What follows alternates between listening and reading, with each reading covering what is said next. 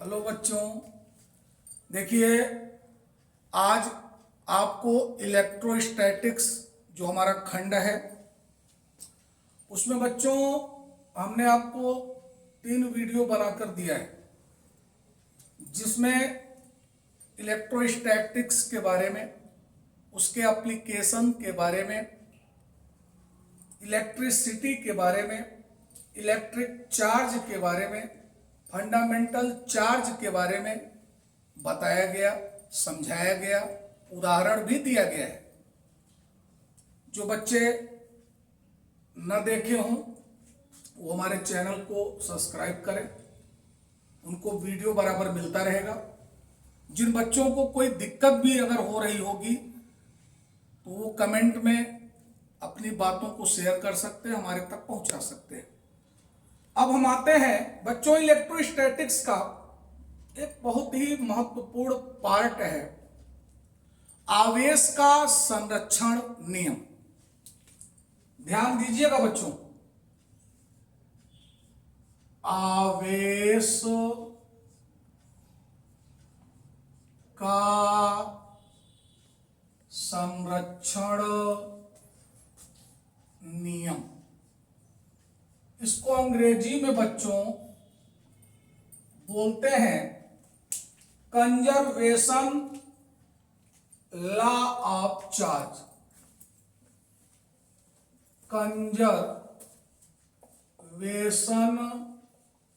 Conservation law of charge. बच्चों ये UP board exam और अन्य कंपटीशन एग्जाम के लिए बड़ा ही महत्वपूर्ण टॉपिक है। आवेश का संरक्षण नियम, कंजर्वेशन लॉ ऑफ चार्ज। बच्चों आपने ऊर्जा का संरक्षण नियम भी पढ़ा है, कंजर्वेशन लॉ ऑफ एनर्जी। ऊर्जा का संरक्षण नियम क्या कहता है? ऊर्जा को न तो उत्पन्न किया जा सकता है और न ही नष्ट किया जा सकता है, बल्कि ऊर्जा को एक रूप से दूसरे रूप में परिवर्तित किया जा सकता है। ये बातें आपको हम बता चुके हैं। हमने कक्षा 11 में इस बात का जिक्र किया था, इसको हमने बताया है। यहां पर टॉपिक है आवेश का संरक्षण नियम, कंजर्वेशन लॉ ऑफ चार्ज। इस नियम के अनुसार डैश क्या कहता है बच्चों? यह नियम आवेश न तो उत्पन्न किया जा सकता है और न ही नष्ट किया जा सकता है। इसे केवल एक वस्तु से दूसरी वस्तु पर स्थानांतरित किया जा सकता है। अतः किसी विलगित निकाय में कुल आवेश नियत रहता है।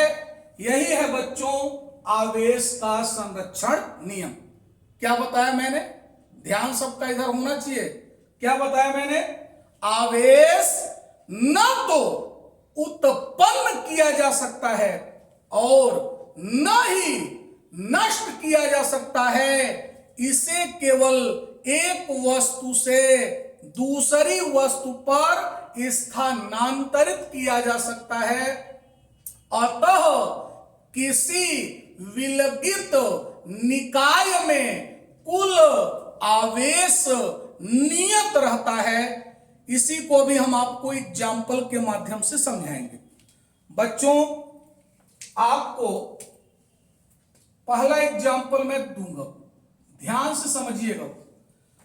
पिछले वीडियो में हमने आपको कई ट्रिक बताए हैं। हम एग्जाम्पल फर्स्ट ले रहे हैं। जब किन्हीं दो वस्तुओं जैसे कांच की छड़ तथा रेशम को परस्पर रगड़ा जाता है। क्या बोला बच्चों? जब किन्हीं दो वस्तुओं जैसे कांच की छड़ तथा रेशम को परस्पर रगड़ा जाता है तो एक वस्तु धनावेशित तथा दूसरी वस्तु ऋणावेशित हो जाती है। एक वस्तु ब्रैकेट के अंदर समझो कांच की छड़ से जितने इलेक्ट्रॉनों की हानि होती है, दूसरी वस्तु ब्रैकेट में समझो रेशम को ठीक उतने ही इलेक्ट्रॉनों का लाभ होता है। अतः कांच की छड़ पर जितना धन आवेश उत्पन्न होता है, ठीक उतना ही ऋण आवेश रेशम पर उत्पन्न होता है। इस प्रकार स्पष्ट है कि इस प्रक्रिया में आवेश न तो उत्पन्न होता है और न ही नष्ट होता है, वरन जबकि बल्कि लेकिन कुछ भी आप बोल सकते हो, आवेशों का केवल एक वस्तु से दूसरी वस्तु पर स्थानांतरण होता है। दूसरा एग्जाम्पल बच्चों ध्यान देना है आपको।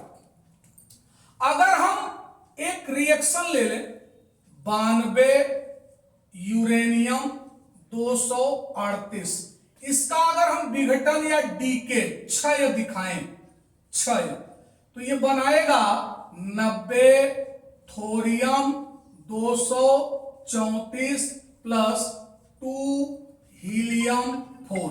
बच्चों ध्यान देना, यह है यूरेनियम, यह है थोरियम, यह है एल्फा कण। एल्फा कण हीलियम परमाणु का नाभिक होता है। क्यों होता है बच्चों?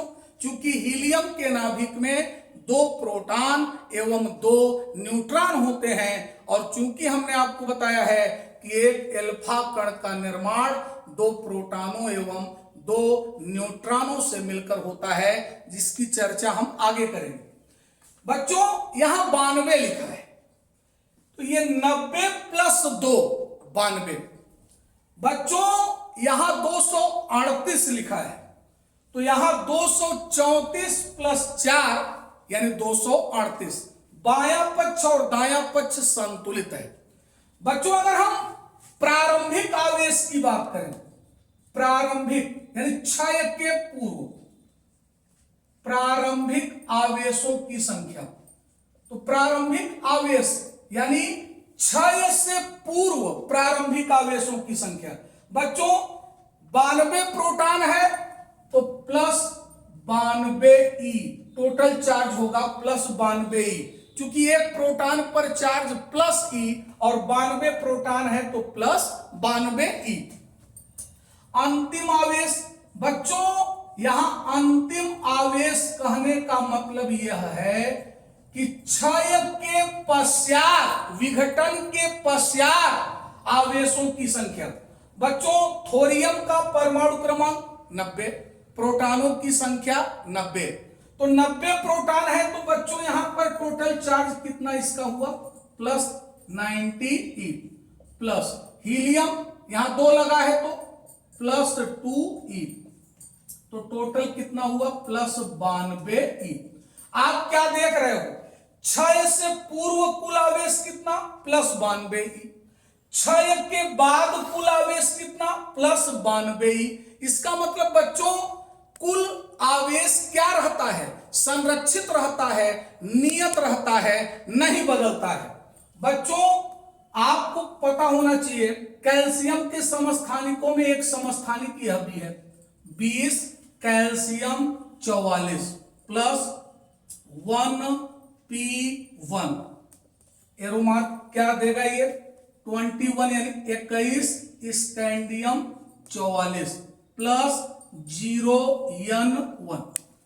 बच्चों ये 20 और 1 21, 21 धन 0 21, 44 1 45, 44 1 45, यानी बायां पक्ष और दायां पक्ष कैसा है? संतुलित है ना। चलो अब यहां पर प्रारंभिक आवेश बच्चों कितना होगा? प्रारंभिक आवेशों की संख्या, तो प्रारंभिक आवेश कितना बनेगा, यानी प्रारंभिक आवेशों की संख्या कितनी होगी, यानी अभिक्रिया से पूर्व। तो कितना है बच्चों, कैल्शियम यहां 20 लिखा है तो क्या लिखोगे, प्लस 20E। और प्रोटॉन पर पॉजिटिव चार्ज यानी प्लस E। टोटल अगर आप करोगे तो प्लस 20 और 21E। ये प्रारंभिक आवेश है बच्चों। और अंतिम आवेश, अंतिम आवेश, तो अंतिम आवेश क्या है बच्चों, यानी अभिक्रिया के बाद स्कैंडियम यहां 21 लिखा है तो प्लस 21E। और बच्चों आपको पढ़ाया गया है न्यूट्रॉन पर कोई चार्ज नहीं है तो प्लस 0 यानी प्लस 21E। तो बच्चों आप क्या देख रहे हो, बायां पक्ष बराबर दायां पक्ष, टोटल चार्ज जो है बाएं पक्ष का, टोटल चार्ज दाएं पक्ष का वो सेम है, जो कि आवेश के संरक्षण नियम की पुष्टि करता है। यानी यहां पर हम कह सकते हैं कि कुल आवेश क्या रहता है, संरक्षित रहता है। इसी प्रकार हमारे पास अन्य और उदाहरण है, जैसे युग्म उत्पादन। बच्चों युग्म उत्पादन पेयर प्रोडक्शन में क्या होता है कि एक गामा फोटॉन ये देता है एक पॉजिट्रॉन और एक इलेक्ट्रॉन। बच्चों ये पॉजिट्रॉन है और ये इलेक्ट्रॉन है, ये गामा फोटॉन है। अगर हम देखें तो गामा फोटॉन इसका जो चार्ज होगा 0 होगा, पॉजिट्रॉन पर जो चार्ज होगा प्लस E होगा, और इलेक्ट्रॉन का जो चार्ज होगा इलेक्ट्रॉन पर वो माइनस E होगा। तो इसका गामा का तो 0 है तो ये E प्लस और माइनस माइनस E, तो 0 बराबर E माइनस E 0। आपने क्या देखा, बायां पक्ष बराबर दायां पक्ष, अतः कुल आवेश क्या रहता है, संरक्षित रहता है। इसी प्रकार है युग्म विनाश। युग्म विनाश क्या है, E plus plus E minus arrow मार, गामा प्लस गामा। जब भी कभी बच्चों ध्यान देना, ये युग्म विनाश है और यह युग्म उत्पादन है। इसकी डिटेल चर्चा न्यूक्लियर एनर्जी वाले चैप्टर में मैं करूंगा। जब भी कभी एक पॉजिट्रॉन व एक इलेक्ट्रॉन एक दूसरे के अत्यंत निकट आते हैं तो वे परस्पर संयोग करके एक दूसरे का विनाश कर देते हैं तथा इनके स्थान पर 2 गामा फोटॉनों की उत्पत्ति हो जाती है। इसी प्रक्रिया को हम क्या बोलते हैं बच्चों, युग्म विनाश। चलो अब यहां पॉजिट्रॉन है तो चार्ज प्लस E, इलेक्ट्रॉन है तो चार्ज माइनस E, और इधर गामा 0, गामा है 0, तो यहां E प्लस और माइनस माइनस, ये 0, E माइनस E 0 बराबर 0। यानी बायां पक्ष का कुल आवेश बराबर दाएं पक्ष का कुल आवेश, यानी कुल आवेश क्या है, संरक्षित है। यही है बच्चों आवेश का संरक्षण नियम। बहुत बहुत धन्यवाद।